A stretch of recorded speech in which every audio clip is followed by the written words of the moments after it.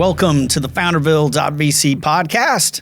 So this is a podcast where we talk to founders, we talk to entrepreneurs, we talk to anybody that really supports the entrepreneurial ecosystem. Heck, anybody that cares about founders, we want to talk to them.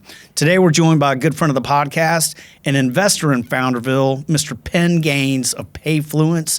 Penn, it's great to have you, buddy. Shay, thanks for having me. I almost said performance payroll. Yeah. It took me a year or two to get that out. But that's part of the experience. That's part of the story. Yes. Well, it's great to have you, man. And we're Thank both you. Citadel Bulldogs. Go Dogs. That's right. You're a Nice little baseball run. very good run. Third How about battalion, that? both of us. How about that, man? Yeah. You gotta love it. Yeah. So tell us what you've been up to this summer, and tell us about Payfluence, so everybody gets to hear the story. Yeah, so Payfluence HCM is our company. We are a human capital management company, which means we have a big piece of software that helps businesses manage their employees the entire life cycle. Example for a client of ours would be 100 employees, and we will embed into their website applicants. So if you're looking for a job, you go and look for the applications. They'll be clicking in the software. They'll be drawing in their resume. They'll be bringing in knockout questions, those type of things. Somebody can then work a workflow to I interview them, you interview them, we move them on to employee. All this is done in our software. Then we bring them on paperlessly, W-4s, I-9s, all that type of stuff gets done.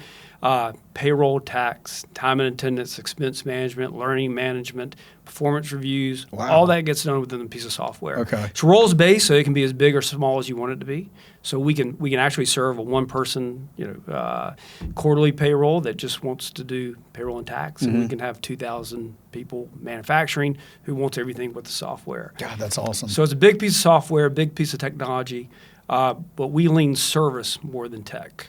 Service is where we hang our hat. Sure, got it. Is the software proprietary? Did y'all build that, or is this using another tool and then you integrate your services on top of it? Yes. So we use somebody else's software. Okay. A company called iSolved, like I solved the problem. Okay. And so they sell to independents like us. Okay. If you're with ADP, Paychex, which would be peers of ours, they have their own software. We prefer not to get into the design of software, just to sell, implement, and support it from that standpoint. That makes total sense. Yeah. Well, you guys have been at it what now? 5 years? 5 years, almost on 5 years, knocking on 5 That's years. crazy. And then before that was performance payroll, of course, that you guys had what, probably 7 years? 14 years. 14 years? It was initially a 7-year plan. Holy cow, I we had so much no fun doing idea. it. We went to 14. Golly. Yeah. That's awesome. Yeah. And before that was New South, and that's where, of course, we connected at Citadel. Yeah. Were you going to be an entrepreneur forever? Like, was that the plan? No, I backed into a lot of things, like I think a lot of people do. Coming out of Citadel, I got an MBA after that because I thought, that's a corporate world would be where I wanted to go. I went and worked for Sprint and MCI immediately afterwards. Okay. And thought, I made a really bad career choice. I got into it, and I was absolutely certain, no matter what I did that day, it wouldn't show up. Wow. I was just a small piece in a very big organization. It was fun to tell people, you worked at Sprint or MCI, but there's no fulfillment in it. Yeah. And this is back in the 90s, right? Yeah. So back in the 90s, and I'll tell you, I played a lot of basketball at lunch. There was a YMCA right beside us, and did that and sort of searched for what was next. I got an opportunity at MCI to get on a startup division. Never did that before. Some people asked me if I wanted to do it, and I became MCI Metro, which is a super CLEC. Yeah. Before there were CLECs.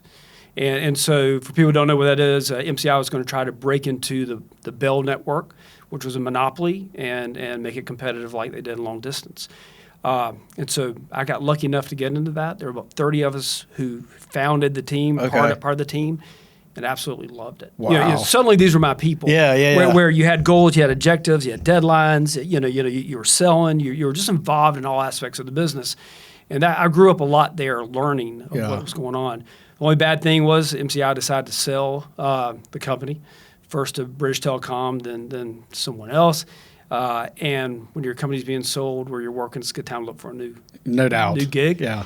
Funny, my dad and David Hudson met in an airport, and David was starting with some other guys, New South Communications, a CLEC here locally, And my dad knew I was with something called a CLEC up in Northern Virginia, and we talked afterwards. So David kidding. gave me a call, and a week later I was down here working for New South. So you were based up in D.C., that area? Yeah. Oh, no kidding. Yeah, Okay, I didn't realize absolutely. Yeah, in Herndon area. Yeah. It was great. We loved being up there. We thought we'd go for a 1-year adventure and just see what it was like. Right. We spent about 4 years there. Yeah.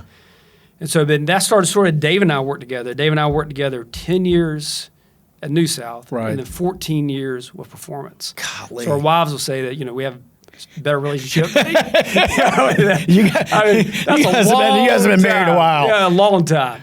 But a great, you can't have a better business partner than David. Yeah, he's fantastic. But the Performance, the New South, that was a hard road. And that was the first time I was really involved in raising money, being involved in a team raising money. KKR came in first, First Union Capital, Goldman Sachs. We're giving you money, and they're not your friends. No, right? they're not your it's friends. friendly, but not your friends. No. It was a business that was built to build and grow. Yeah. And we sort of built and then plateaued. Yeah. And could never. One thing I learned was I never want to be in a business again that just ran horizontal. Yeah. Yeah. I'd want to jump into it and have it crash and burn, Sure. or let's take off. Yeah. But just the work and amount of just stress of just what can we do, changing and throwing things against the wall to see if it would work.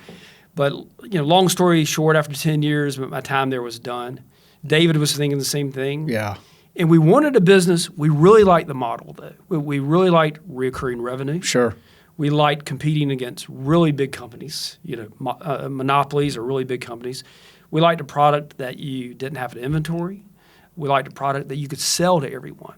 If you have a business, you need telecommunication services. And we're like, what is this business? Yeah. And he and I and John New Pritchett got together and started just putting things down. And John said, how about payroll? And we said, there's no way I'm going from telecom to payroll. My wife won't take that. There's just no way. And crazy as it is there's an independent payroll association group that's national, and they're having their national meeting in Charleston. Like a week after we were talking. Okay.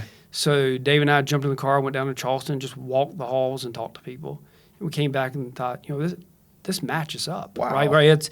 It's recurring revenue. Mm-hmm. There's no inventory. It's a service. Everyone needs it. And actually, unlike telecom, had a fairly low entry point from a capital standpoint. And so we said, in this space, there's not a lot of competition outside your region. Mm-hmm. And so we reached out to 3 pretty established companies and said, do you mind if we come just ask you some questions and benchmark a little bit? And they said, yeah. So, wow, so that's we went cool. to Houston, we went to Detroit, went to Atlanta, and came back and wrote a business plan and prayed over it and thought about it and jumped in with 2 feet, not really knowing what we're getting into. Yeah. So we sold all of our friends and family first, for sure. I know that story. And took off of that. But once we got going, we figured this is a great business. Yeah. It's like any other reoccurring. You've got to let it grow and build it over Just time. takes time. And we had a good piece of software at the time that was pretty limited to payroll. And so we learned one aspect of the business. And then we started introducing more and more product into it. And in 2020, when COVID happened, David and John and I met, and they were ready to get out. Yeah. And so we sold it to a company called iSolved, which is the software we're using today. Okay. And so John was an investor, Dave and I were operators, but we sold it and had an agreement with iSolved that we could start back a year later as long as we used their software. Okay. We already had a great team in place and Yeah. jumped on it from there. Wow, so you guys sold it to them. You essentially worked with them for a year or For a so. year. Like an employment contract of sorts to some degree. Yes. And then as long as you use their platform, they were like, giddy up and go do it again. Don't take our clients back. Don't take the clients. Yeah, but that was it. Golly. And it was really interesting year because Performance was built on service. It was service, even though we had good tech. But then going and working for it's a privately held company, but it's significant company from a revenue standpoint and size. Mm-hmm. and to be sitting in their executive meetings, and they'd go through key metrics and how long does the phone ring? 57 seconds. Yeah. And they'd all clap, and I think if your phone's ringing more than 3 rings, somebody that's better be answered, right? Yeah. And I'd ask why. They're like, well, our benchmark, our competition ADP, it's a minute, so we're better. and then how long does it take to respond to email? Well, it's 2 days, and that's just God. And there'd be applause, and they said, well, last year it was 3 days. Jeez. And so it was reflective in that. In their opinion, they're providing outstanding service. Yeah. Right. It's better than it's ever been. Sure. But in my opinion, it was unacceptable. It was terrible. Right. Terrible. Yeah. And it made us double down more of when we come back, we're going to serve more. Yeah. Right. We're going to have these tenets of we're going to answer the phone in 3 rings. We're going to answer emails in 4 hours. Yeah. We're going to be available. Right. Right. And so that works because what we do, and so if you watch a golf event, on Sunday, every shirt you see is a competitor of ours. Mm-hmm. So Paycor, Paycom, Paylocity, UKG, those guys, and they all have really, really good software. But what they can't do is they can't serve, unless you're a national company, multinational company. Then you're sort of in a different. But as a client, if you're 400 employees, you're going to call into a call center. Yeah. You're going to email a region, South region at something. Right.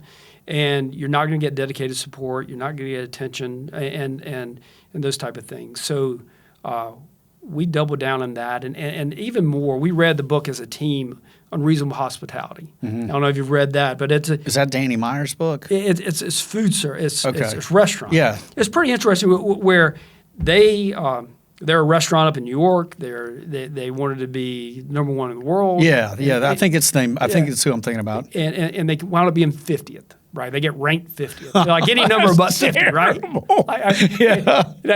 And so they said, how can we want to be one? Yeah. And they figured out they couldn't do it by food. They weren't food innovators. They weren't going to go, but they reinvented the service model around a 5-star restaurant. And there's all kinds of great examples going through. And so we started just rolling into that. Like, how can we reinvent the service model of where we are? And so we tell people, we do everything they do, we just do it completely different. Yeah. Right? And so to us, our food is the software. If you have a great restaurant, people are going to come eat there because you heard the food is good. But you're going to return to places who have exceptional service. Absolutely. You won't remember what you ate, but Right. you'll remember that they sat you by the window. You like this for dessert. The service you'll remember. That's it. Yeah. And so that's it. So we have a lot of tech. World class, we can win with it by itself, but we lead service. I love that. Yeah, I love the story of how you guys started the company because you didn't know what you were going to get into, but you knew recurring revenue, right? Yeah. Services based. Yep. What does every small to medium enterprise need? I mean, you guys had this idea in general of like, what does a company need to look like? we had the model. Yeah, you had the model down, and Yeah. then it was like, now what is the product? What is the service that we're going to sell? Yeah, And I think that's just so cool. yeah. When we look back, we're like, that was stupid. Like, what were we thinking? Yeah. But in the moment, we believed it, right? Yeah. Right? Because telecom taught you that, Sure, right? yeah. You sell, you provision a piece of Absolutely, software, yeah. you serve. And so the model was the same. I think, when we started performance, we probably I didn't think we'd end up with what the plan was. But I thought we were smart enough and agile enough, we would figure something out. We'd get into this but turn a little bit more right, but that didn't happen. Yeah. It actually worked pretty much the way the plan was. Right. As boring as that sounds. Sure, no. The model worked, and we had to learn the business, of course, but the model worked, and we believed in that. In 14 years, I think I'll meet with a lot of founders, Yeah. and they're like, yeah, this is a 7 to 10 year plan. I'm like, I hear you. Yeah. Good luck with that. Yeah. Because and part of that is there's so much value creation between years 10 and 14. Sure. In other words, you start to get to that point. It's like, yeah, we've gotten to this point and we could create a good exit. but we can keep growing this thing for 2, 3, 4 Yeah. more years and just get some exponential growth to where the exit makes a lot of sense then. 100%. And it's just like you just got to grind away. There's no fast way to do it, and especially as you know with recurring revenue, it's not like you just turn on the faucet and it just goes. I mean, it's a slow deal after deal after deal, $100 deal, $100 deal, yeah. $100. Yeah. But you know, my dad used to say the pennies add up. I mean, They do. you just all of a sudden it's a pile of pennies and it turns into a lot of money. And Yeah. that's the beauty of recurring revenue. And you know, I enjoy work, right? Yeah. And so it was just getting fun after 7 years. Yeah. You know, and if you start a business every 3 years, it's sort of flipping. Yeah. Like you won't recognize where you are. It needs to keep reinventing Sure. itself. But you know, after 7, we had our team together. We had a little swagger. Yeah. We were They're having fun. Why are we stopping Yeah, this? yeah. Yeah. And if COVID hadn't happened, we probably wouldn't have stopped. What happened to the business during COVID? Yeah, it just got hard. Really? Yeah. I'm sure. There was, you know, all types of changes that the government was doing and reporting and funds and the way to track and where to put it on the quarterlies, where to put it on W-2. It was hard, and we weren't ready for remote work. Mm-hmm. You know, so we had to figure all that out. Right. Today, we're completely, you know, Yeah. we come in the office because we like that as a chemistry standpoint, but everybody can work from home Yeah. in a moment as well. But yeah, COVID was just hard and long, and really didn't know where the finish line was. Yeah, I was running U-Turn Health at the time, and we lost about a third of our business over a 90-day period. And I was just like, Yeah. this thing's not going to like I'm going to crater. Yeah. I mean, we ended up surviving and doing okay, and merged with a private equity backed group out of Dallas. But you're right, the COVID was such a game changer. Now we're all living in this typically remote first world in many cases. I'd love to have an office like you guys have. Yeah. I was telling Camber the interview before. Yeah. She grew up in remote. Like that's what she knows. And I'm like, I grew up in the office. I went to 430 Woodruff Road at CTG, Yeah. and I went to work, and Yeah. David Hudson told me what to do. And you know what I mean? Like Yeah. we're all this team. Yes. And it really is a different world to where it's remote first, or at least remote heavy. It's when we started Payfluence, and we were making phone calls to say, you know, come join us. The first question was, can I come to the office? Like, are you going to have an office? Oh, wow. Yeah, and so we wanted those people because you know the fun's in the team. Yeah. right, and put the team together and driving a culture and you know celebrating things, and you can do a lot remote for a little while, but you can't. There's some things you just can't do. Yeah, remotely. I agree. I totally agree. I'm trying to hire in Greenville and build here in Greenville now to build that type of team, and it's cool on the Founderville side getting to work with so many founders here in the upstate. So I get to work with them in person. Yeah. It's one of the things I love probably more than anything else about Founderville is we invested locally. We've Yep. got 11 portfolio companies, and I get to go hang out with these folks Yeah. and really sit down and talk about the business and what they're doing. I miss that. That's great stuff. It's stuff that I love Yeah. in building the companies. Yeah. What so 5 years in, what's the plan? I mean, do you continue to scale this thing? How do you think about scaling? Are you trying to grow as fast as you can? Is it moderate growth? Like, how do you, as a founder and leader of the company, how do you think about all that stuff, Ben? Yeah, you know, we talk about it all the time, for sure. It's try to figure out who we want to be when we grow up. So we're no longer a startup. You know, we're sort of past the adolescent stage too. We're pretty mature. We want to keep adding markets, so we like secondary, tertiary markets. Okay. So right now we have offices in Greenville, Savannah, and Charleston. Oh, no kidding. I didn't realize that. That's awesome. So we'll continue to build it. We're not interested in going to Atlanta, going to sure. Charlotte, but you know, Wilmington or Columbia, Augusta. Tier 2, Tier 3 markets. Yeah, where you have relationships and you can work from that standpoint. Mm-hmm. So we're looking for that, and also some other lines of business we'll look at too as well. Okay. Playing with some of that, so we'll continue to grow the business a little deeper, a little broader, but not too much broader. Yeah. So it's kind of stick to your knitting and just open up different markets and expand that way. Yeah. Yeah. Yeah. That's great. And then how did you think about when you started the company?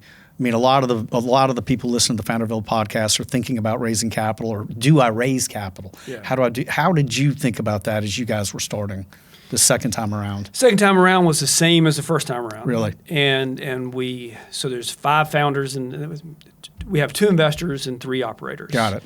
So I'm one of the 3 operators, and We drove a business plan, circled the runway number we needed to get from here to there. Yeah.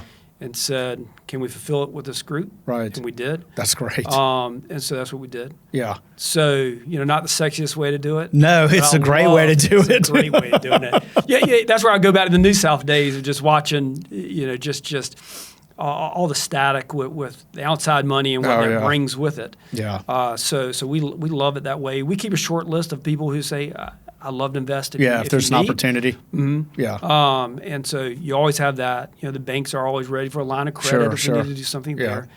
But we generate positive revenue. We are a hunting company, so we're bringing in more and more. We largely work operationally with what we have now and grow that way.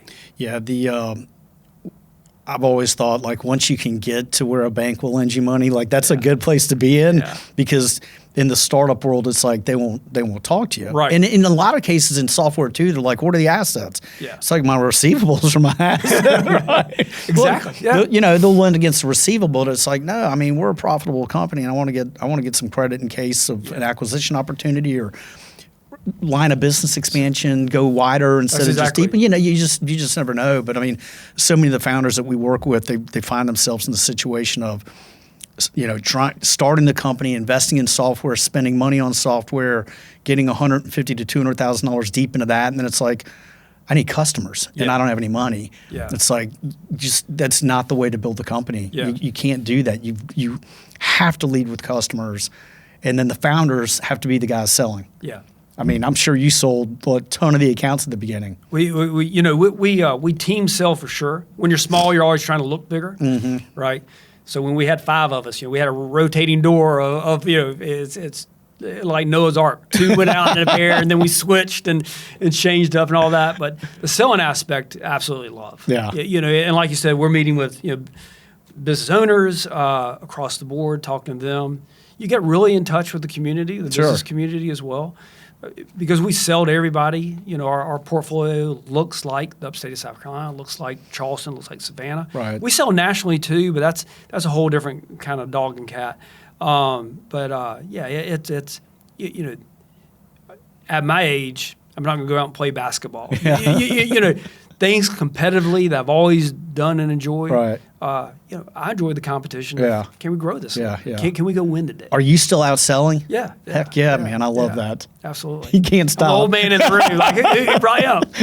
Who's this guy? I'm drinking the coffee. But yeah, you got to have an old man in the room. I love it. It's just, it's clear you're having fun. It's a lot of fun. Yeah, absolutely. And building the team is fun. And like you said, building the culture. And I think, the more founders can think about, how do I set the expectation of the culture at an early date, at the very beginning? And those first couple of hires are so crucial. Yeah. Like, it's one thing to make a mistake on hire 50, but if you make a mistake on your 5th hire, it can be seriously detrimental. Yeah, and we all learn from this same tree on this one for sure. Yeah. Of your dad and Leighton and David and Eddie Terrell or whoever of culture matters. Oh yeah. And if you have a good culture, it'll get you through bad days, and it'll get you higher on the good days. Yeah. But we hire to culture and people who they got to be smart, they got to be willing to work with a team. They have to be fast on their feet. But the culture, the culture is huge to us for sure. Yeah, no doubt. It's all about attitude, and obviously they have to have the aptitude. They've got to be smart. That's a given. But Leighton always used to say, "Kiss them till the lips bleed." Yeah, he did. Right? Yeah. And it's like, but that's what you guys have incorporated in the service model, which is these customers are king, and we're going to take care of them in a way that the other people are not going to take care of them. Yeah. That's how you build a business. Service beyond expectation. Yeah. So that's our tagline. Some companies serve, but we serve beyond expectation. I love that. Yeah. That's fantastic. Yeah. That's good. I got a T-shirt with it. I'll give it to you when we leave. Yeah, I'll take it for sure. Dude, it's been great to see you. Congratulations on all the success. I mean, it's amazing. We go back a long way. I didn't realize you were at MCI and Sprint. I was at CTG. I wish I would have gone to CTG. Yeah. 35 years ago or whatever it was. It's crazy. But, there's been some unbelievable companies that have spun out of that whole adventure. And, Payfluence is one of them that spun out of that big adventure of CTG and the telecom companies. I think Greenville's a better place for it because we've got some great companies that have come out of those and created jobs and economic opportunity for a lot of families. And heck, you're doing that now. Well, see, I think I always learned it wrong in school, or maybe taught wrong in school. We're always taught, go do well in school, go get a good job. Yeah. And no one ever said, go do good in school, go learn something, and then go start something. Go create something. No one ever, that line never came across until I'm sitting there at MCI going, I'm dying. And then, how can I change this? Let's go start something. Yeah. Let's find some guys starting something. Yeah. You don't have to be a founder to start it, but get on the team early, learn how they're doing it, take some notes. Absolutely. And then be ready to go when your number's called. That's the founder mindset. That's the entrepreneur mindset. I mean, you're just like me. I mean, we're stuck with it. We can't help ourselves. We're going to start something and go build things. Yeah. And to me, that's what it's all about. If you can do that and give back and care about the team, then you will reap the rewards. Yeah. There's no doubt about it. And there's no finish line. There is, you can't just retire. You got to retire to something if you're going to do that. And I think still to stay, those guys who are older than me who are still engaged in a business or starting another one that maybe not be revenue based, but other things like that. Yeah. I'll always have my hands in something. You and me both. Yeah. Sitting on the sofa is just not. That's not going to work. No, I've taught. It's funny. I've had calls from investors in Founderville that are retired. Yeah. Right. But they're young. And the sort of joke I've said is, I got a call from one guy and he was like, it was Tuesday morning at 10 o'clock and I'm wheeling my cart through Fresh Market. He's like, I can't do this anymore. So he's calling me. He's like, do you have any companies I can work with? They don't have to pay me. Help me. Just help me. Yeah. Help me. And I'm like, note to self, don't ever try to retire. It won't work. No, we're on the same page for sure on that. Oh, man. Well, thanks so much for coming out. I appreciate it. It's been great. Fantastic. And again, congrats on what you guys are doing and keep giving back to the Greenville community. I know you guys will keep growing this business. It'll be another gangbuster, no different than Performance was. Yeah, drop by and see us. We'll give you some popcorn, give you a tour of the office. And I will do it. Set. Awesome. Great seeing you. Thank you. Thank you for coming out. All right, so this is Founderville.vc, and we are over and out.